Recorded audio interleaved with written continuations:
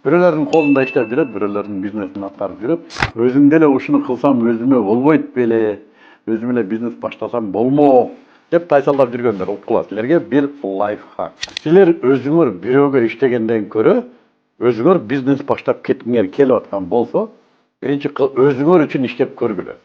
Кантип? Бир алек тапкыла. Көп жерде саттыңар, көп нерсени көрдүңөр. Бир 100-150 алектин тизмесин түзгүлө. Мейли товар болсун, мейли инфобизнестен болсун, мейли кызматтан болсун.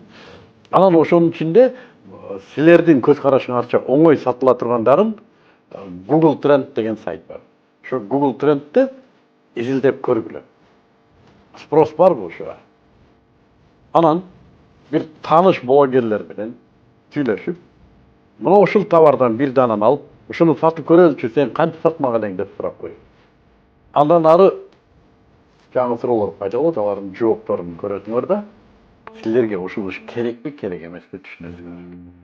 Эң жакшысы, 2 ай убакыт таап туруп бизге бизнес деген тренингке келсеңер, ошол жерде нөлдөн аягына чейин, нөлдөн сатууга чейинки алгоритм баарын 2 айда үйрөтүп, жетелеп, көрсөтүп, жасатып берет, анан өзүңөр чечесиңер.